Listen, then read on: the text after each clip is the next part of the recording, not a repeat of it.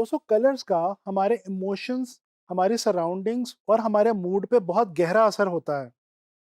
Personality grooming के माहिरीन का ये मानना है कि हमारी ड्रेसिंग और हमारी पर्सनैलिटी में जो सबसे ज़्यादा अहम चीज़ है वो कलर्स हैं।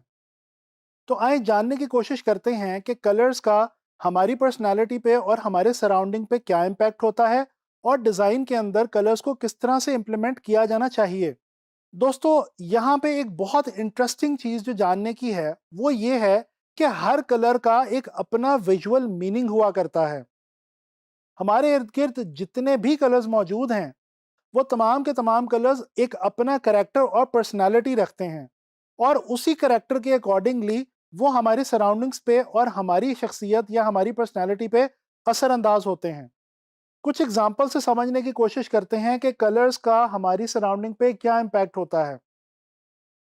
दोस्तों आप लोगों ने मूवीज के अंदर पुराने ट्रेन के मॉडल देखे होंगे और उनके स्टीम वाले इंजन देखे होंगे। क्या आपने कभी कोई स्टीम वाला ट्रेन का इंजन ब्लू या पिंक कलर का देखा है? नहीं। हमेशा स्टीम के इंजन्स ब्लैक, ग्रे या मेटालिक कलर्स में होते हैं। इसी तरह बड़े बड़े बहरी जहाज जो होते हैं उनका भी जो निचला हिस्सा होता है वो आम तौर पे ब्लैक, ग्रे या मेटालिक कलर्स में होता है। इसके अलावा अगर आप फाइटर जेट्स को देखें तो वो भी आमतौर पे ग्रे या मेटालिक कलर्स में पाए जाते हैं। इसी तरह से मिसाल के तौर पे अगर आप कभी किसी बेबी के लिए बेबी ड्रेस खरीदने के लिए मार्केट जाएं, बहुत ही कम चांसेस हैं कि आपको ब्लैक या ग्रे के अंदर बेबी के ड्रेसेस मिलेंगे। आम तौर पे आपको बेबी के ड्रेसेस बेबी पिंक या ब्लू कलर के अंदर मिलेंगे। इसकी वजह भी यही है कि बेबीज को पर्सनालिटी को वो जो बेबी पिंक और ब्लू जैसे सॉफ्ट कलर्स हैं, कूल कलर्स हैं, वही सूट करते हैं। दोस्तों हम सब जानते हैं कि पूरी दुनिया के अंदर पिंक को खवातीन का कलर माना जाता है। खवातीन के हवाले से जितने भी इवेंट्स होते हैं उन तमाम के ऊपर जो कलर थीम है वो पिंक का ही चूज किया जाता है। पिंक जो है ये रेड के अंदर वाइट ऐड करने से मिलता है और रेड जो है ये एक वार्म कलर है, लिहाजा ये खवातीन की पर्सनालिटी को सूट करता है। इसके बरक्स अगर हम बात करें जेंट्स की ड्रेसिंग के हवाले से तो आम तौर पर यह तासुर पाया जाता है कि जेंट्स के लिए ड्रेसिंग में जो सबसे बेस्ट कलर है वो ब्लू है। इसकी वजह यह है कि ब्लू एक कूल कलर है और ये जेंट्स की पर्सनालिटी पे एक कूल इफेक्ट डालता है। अगर हम बात करें प्राइमरी कलर्स के हवाले से तो दोस्तों तमाम प्राइमरी कलर्स का अपने इर्द गिर्द के एनवायरनमेंट पे और सराउंडिंग्स पे और हमारी पर्सनालिटीज पे एक ख़ास असर होता है और कुछ विजुअल मीनिंग होता है। मिसाल के तौर पर रेड को ही ले लीजिए।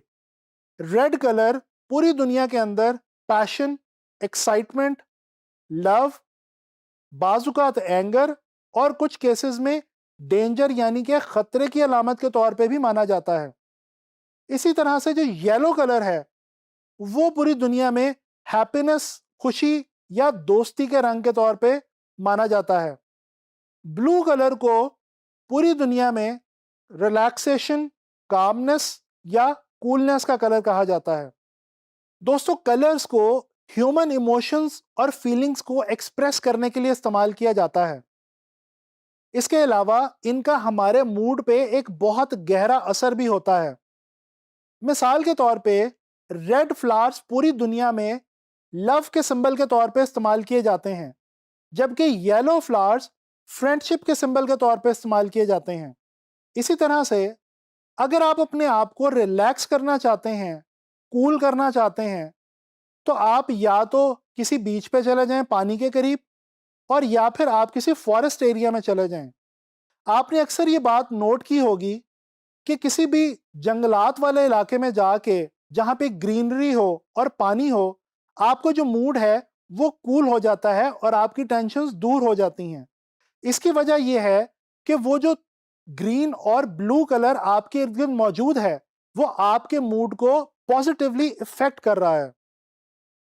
दोस्तों इसी तरह से अगर हम सेकेंडरी कलर्स की बात करें तो सेकेंडरी कलर्स का भी अपने इर्द गिर्द एनवायरनमेंट पे और हमारी पर्सनालिटी पे असर होता है। जैसे कि ऑरेंज कलर को एनर्जी और यूथ का कलर माना जाता है। इसी तरह से ग्रीन को नेचर का कलर माना जाता है, जबकि पर्पल को लॉयल्टी या वफादारी के रंग के तौर पे माना जाता है। दोस्तों इसके अलावा एक और अहम चीज जानने की ये है कि ये जो कलर्स के विजुअल मीनिंग्स हैं, ये डिफरेंट कल्चर्स के हवाले से तब्दील भी हो जाया करते हैं। मिसाल के तौर पे अमेरिका में ब्राइड्स अपने ब्राइडल ड्रेस के लिए वाइट कलर का इंतखाब करती हैं, जबकि हमारे यहाँ हमारे कल्चर के अंदर वाइट को सोग के रंग के तौर पे माना जाता है। दोस्तों ये तो हमने बात की कलर्स के हमारे मूड, हमारी पर्सनैलिटी और हमारी सराउंडिंग्स में असरअंदाज होने के हवाले से। अब यहाँ पे ये जानना बहुत ज़रूरी है कि जिस तरह कलर्स हमारे इर्द गिर्द हमारे सराउंडिंग्स पर हमारी पर्सनैलिटी पे असरअंदाज होते हैं, इसी तरह डिज़ाइन में और ख़ास तौर पे ग्राफिक डिज़ाइन में कलर्स अपना एक विजुअल मीनिंग रखते हैं। अब आप लोग जान चुके हैं कि प्राइमरी कलर्स और सेकेंडरी कलर्स का क्या विजुअल मीनिंग है। अब आप जब भी कोई डिज़ाइन बनाएंगे तो आपको इस चीज़ का ख़ास ख्याल रखना है कि आप जो कलर यूज़ कर रहे हैं वो उसके विजुअल मीनिंग के मुताबिक होना चाहिए। मिसाल के तौर पे फ़र्ज़ कर लीजिए कि आप कोई डिज़ाइन यूथ के लिए बना रहे हैं, तो आप ऑरेंज कलर का ज़्यादा इस्तेमाल कर सकते हैं। इसी तरह से अगर आपको अपने कलर के अंदर कहीं पे पैशन या फिर डेंजर को दिखाना हो, तो आप रेड कलर का इस्तेमाल कर सकते हैं। जबकि अगर आपको अपने डिज़ाइन के अंदर रिलैक्सेशन, कूलनेस या कामनेस को दिखाना हो, तो आप ज़ाहिरी बात है ब्लू कलर का ज़्यादा इस्तेमाल करेंगे। दोस्तों इसी तरह से जब हम अपने डिज़ाइंस बना रहे होते हैं, तो हम डिज़ाइंस स्टार्ट करते ही बैकग्राउंड्स क्रिएट करते हैं। वो जो बैकग्राउंड्स होती हैं, वो हमारे डिज़ाइन के लिए एक बेस का काम करती हैं। लिहाजा आप जब भी कोई चीज़ डिज़ाइन करें तो आप बैकग्राउंड्स अपने सब्जेक्ट की रिक्वायरमेंट के मुताबिक लगाएं। दोस्तों इन पिछले कुछ लेसन्स के अंदर हम कलर के बारे में काफ़ी डिटेल में बात कर चुके हैं। आप लोग कलर व्हील को समझ चुके हैं, वार्म और कूल कलर्स को जान चुके हैं और डिफरेंट कलर्स की हमारी डेली लाइफ और डिज़ाइन के अंदर एप्लीकेशन के हवाले से भी बात हो चुकी है।